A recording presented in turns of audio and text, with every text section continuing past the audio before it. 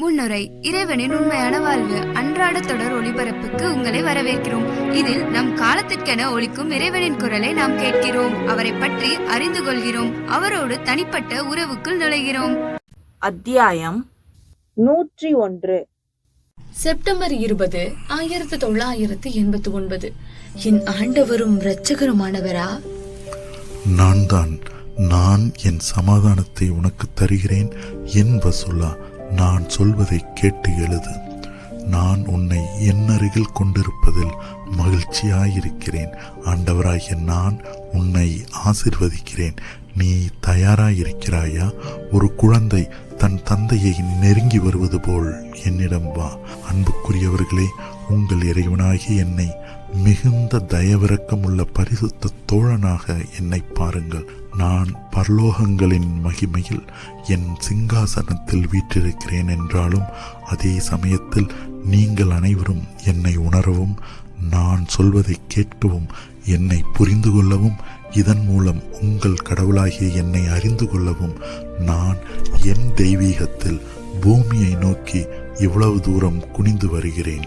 ஆம், நான் உங்கள் ஆன்மாவை என்னிடம் உயர்த்தவும், என் ஒளியில் உங்களை உயிர்ப்பிக்கவும், என் சிங்காசனத்திலிருந்து உங்களை நோக்கி இவ்வளவு தூரம் குனிகிறேன். அன்புக்குரியவர்களே, உங்களிடம் குறைவுபடுகிற அனைத்தையும் மிக அபரிதமாக உங்களுக்கு தரவிருப்பவருமான உங்கள் மணவாளராக என்னை பாருங்கள்.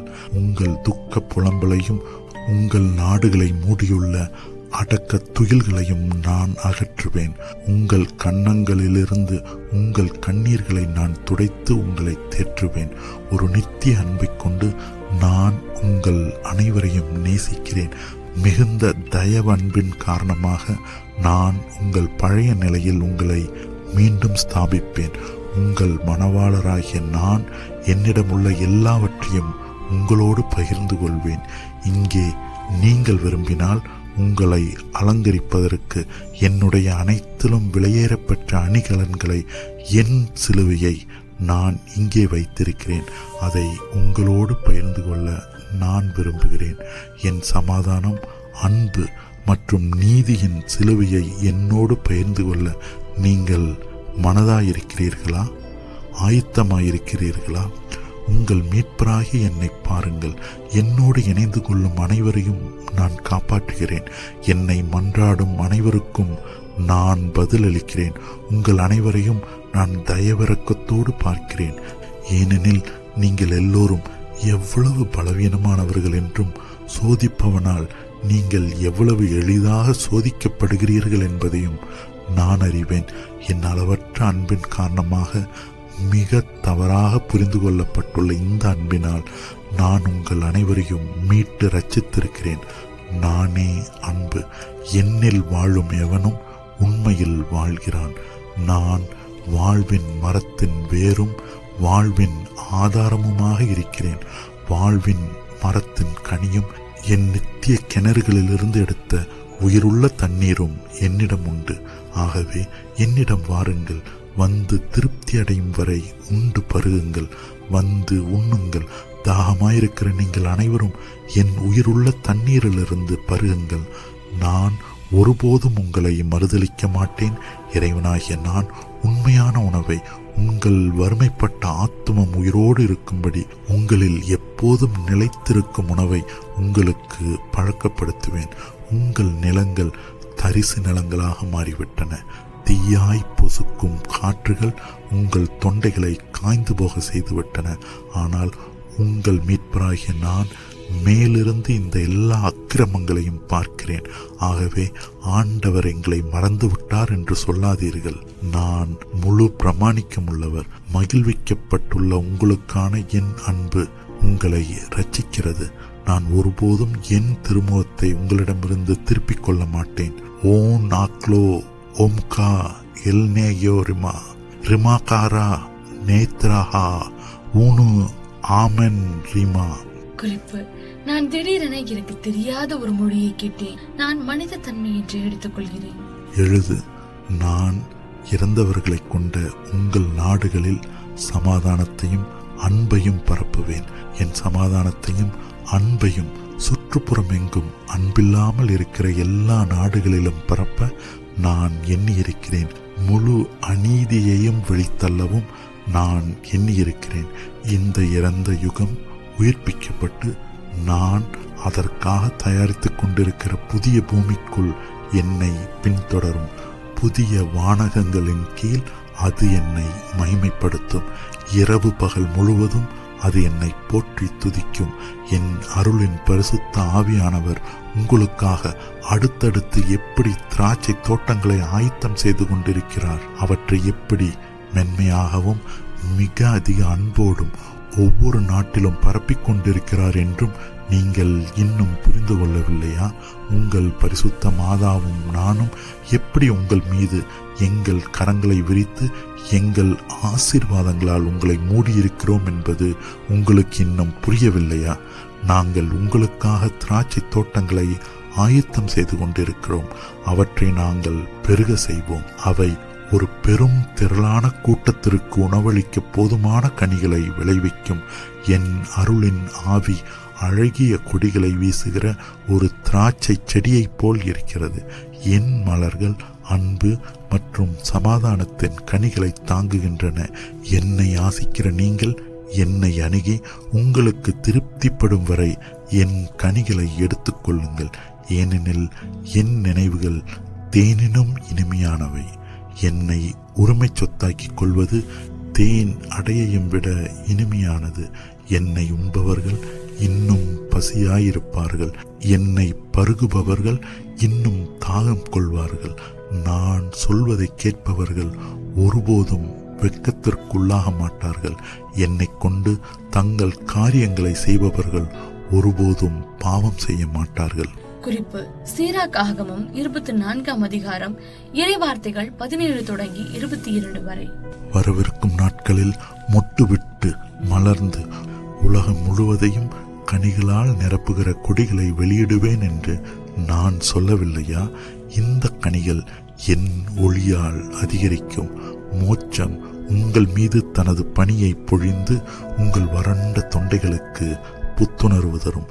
நான் என் மக்கள் மீது இந்த எல்லா ஆசீர்வாதங்களையும் பொழிந்து கொண்டிருக்கிறேன்.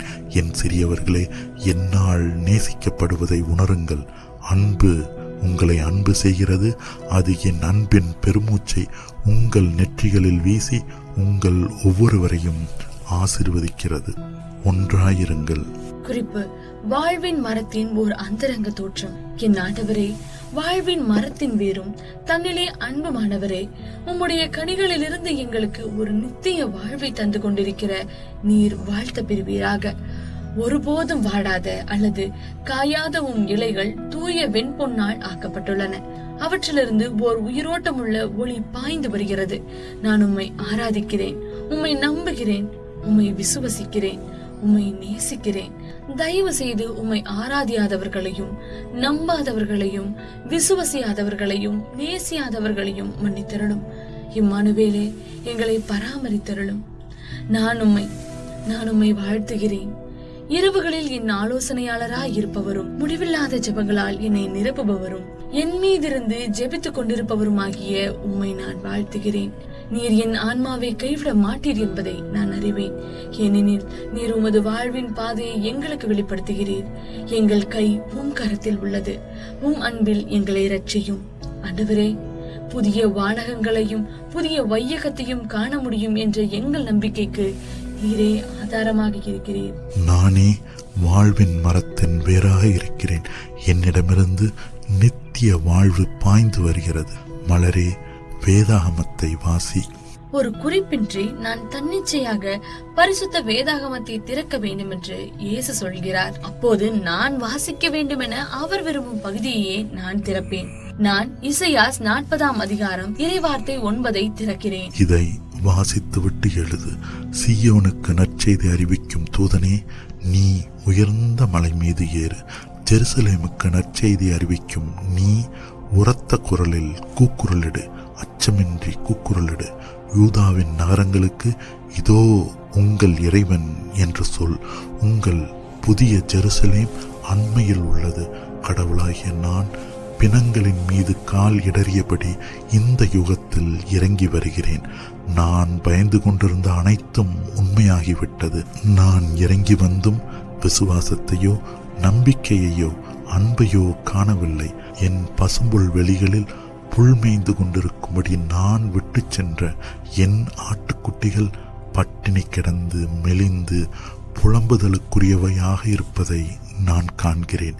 இடிபாடுகளுக்குள் வாழ்ந்து கொண்டு அவை ஏதாவது தங்குமிடமும் உணவும் கிடைக்குமா என்று தேடுகின்றன. ஆனால் எதுவும் அவற்றுக்கு கிடைப்பதில்லை. ஒரு ரொட்டி துண்டு கிடைக்கும் என்ற நம்பிக்கையில் அவை ஒவ்வொரு கல்லாக நகர்த்தி பார்க்கின்றன. அல்லது தாங்கள் விதைக்க ஒரு விதை கிடைக்குமா என்று பார்க்கின்றன. ஆனால் தங்களை கொட்டி நஞ்சால் தங்களை நிரப்ப தயாராக இருக்கிற தேள்களைத்தான் அவை காண்கின்றன. அவை ஊரூராக தேடினாலும் முன்பு ஒரு பெரிய நகரமாயிருந்ததன் எச்சங்களை மட்டும்தான் காண்கின்றன. ஆம், நான் ஜெருசலேமை பற்றியே பேசிக்கொண்டிருக்கிறேன். ஆனால் ஒரு சிலரே நான் சொல்வதை கேட்க தயாராயிருக்கிறார்கள். நான் என் ஆயர்கள் ஒவ்வொருவரையும் பெயர் சொல்லி அழைக்கிறேன். ஆனால் மிகச் சிலர் மட்டுமே என் குரலை கேட்கிறார்கள். அவர்கள் செத்த வார்த்தைகளால் நிரம்பியிருப்பதைக் கண்டு நான் மூச்சு திணறுகிறேன், கழுத்து நெரிக்கப்படுகிறேன். நான் சொல்வதை கேள் மகளே, நான் நீதிக்காக உழைக்கும்படி உன்னை அழைத்திருக்கிறேன். நான் உன்னை கைப்பிடித்து எடுத்து நீ சாட்சியாயிருக்கும்படியாக உன்னை உருவாக்கினேன். நான் உனக்கு உண்மையை காட்டியுள்ளேன். நீ பாறையாயிருக்கிறாய். இந்த பாறையின் மீது என் திருச்சபையை கட்டுவேன். நரகத்தின் வாசல்கள் அதன் மீது வெற்றி கொள்ளா. வானகத்தின் திறவுகோள்களை நான் உனக்கு தருவேன். மண்ணகத்தில் நீ எதை கட்டுவாயோ அது விண்ணகத்திலும் கட்டப்பட்டிருக்கும். மண்ணகத்தில் நீ எதை கட்டவிழ்ப்பாயோ அது மண்ணகத்திலும் கட்டவிழ்க்கப்பட்டிருக்கும். குறிப்பு: மத்தேயு 16ஆம் அதிகாரம் இறைவார்த்தைகள் 18 மற்றும் 19 என்று நான் யாரிடம் ஒரு காலத்தில் சொன்னேனோ அந்த ராயப்பரின் ஆசனத்தில் அமர நான் யாரை தேர்ந்தெடுத்திருந்தேன் என்பதை உன் கண்கள் காணும்படி அவற்றை மூடியிருந்த திரையை நான் அகற்றினேன். நானே இவருக்கு இந்த அதிகாரத்தை தந்திருந்தேன். நீங்களோ அவரை துரத்திவிட முயல்கிறீர்கள். அவருடைய ஆயனுக்குரிய கோலை திருடிவிட்டு அதன் மூலம் பொய்மை மற்றும் துர்க்குணத்தின் செங்கோலை கொண்டு நீங்களே அரசாளலாம் என்று எண்ணுகிறீர்கள். ராயப்பா, என் ஆட்டுக்குட்டிகளின் ராயப்பா, என் அன்புக்குரிய மெய்ப்பனே, இந்த நன்றியற்ற பிரமாணிக்கமற்ற தலைமுறைக்காக உன் இதயம் எப்படி கிளிப்பட்டு இரத்தத்தை ஆறாக சிந்துகிறது என்பதை நான் அறிவேன். அவர்கள் எப்படி உன் கண்களை கண்ணீர் ஊற்றுகளாக மாற்றிவிட்டார்கள் என்பதை நான் அறிவேன். உன் எத்தனை சகோதரர்கள் உன்னிடமிருந்து திரும்பிக் கொண்டார்கள் என்பதை நான் அறிவேன். என் அன்புக்குரியவனே, ஒன்றும் அறியாதவர்களும் ஒன்றையும் உணராதவர்களுமாகிய இந்த ஆயர்கள் எல்லோரும் தங்கள் சொந்த பாதையில் போகிறார்கள். ஒவ்வொருவரும் தன் சொந்த விருப்பத்தின்படி நடந்து ஞானத்திற்கு பதிலாக மடமைக்கும், தரித்திரத்திற்கு பதிலாக சரீர இச்சைக்கும், கீழ்ப்படிதலுக்கு பதிலாக கீழ்ப்படியாமைக்கும் ஊழியம் செய்கிறார்கள். என் சிலுவையிலிருந்து நான் உலகத்தில் வசிப்போர் அனைவரையும் உற்று நோக்குகிறேன். பல நாடுகளை நிரப்பியுள்ள மக்களே, நான் உங்களிடம் சொல்கிறேன், விரைவில் அந்த நேரம் உங்களோடு இருக்கும். ஏறக்குறைய அந்த காலம் வந்துவிட்டது. பிரமாணிக்கமற்ற ஆயர்களே, பிரமாணிக்கமின்மையால் எனக்கு எதிராக பாவம் செய்யும் ஆயர்களே, சமாதானமே இல்லாத போது சமாதானம் என்று கூக்குரலிடுபவர்களே, நீங்கள் உங்கள் இரவுகளை அழுதபடி கழிப்பதற்கு முன் இன்னும் அதிக காலம் செல்லாது. வேறொரு திசையில் விலகி சென்றுவிட்ட நீங்கள் அனைவரும் ராயப்பரிடம் திரும்புங்கள். எனக்கு ஊழியம் செய்யுங்கள். ஏன் அசுத்தத்தனத்திற்கு ஊழியம் செய்கிறீர்களா? என்னுடையவர்களாக இருங்கள், கலகக்காரனுடையவர்களாக இராதீர்கள். ஏன் அந்த கலகக்காரனுக்கு ஊழியம் செய்ய இவ்வளவு விருப்பமுள்ளவராக இருக்கிறீர்கள்? அந்நியர்களும் கூட, இவர்களும் கூட என் குரலை கேட்டு என் வார்த்தைகளை புரிந்து கொண்டு விட்டார்கள். என் கொள்கைகள் பரிசுத்தமானவை. நான் முழு அதிகாரப்பூர்வமாக உங்களுக்கு சொல்கிறேன், அவர்கள் என்றென்றைக்கும் எக்காலத்திற்கும் பரிசுத்தர்களாக நிலைத்திருப்பார்கள். மகளே, என் வார்த்தையை வாசி. ஆண்டவர் எங்கே என்று எனக்கு சுட்டிக்காட்டினார்.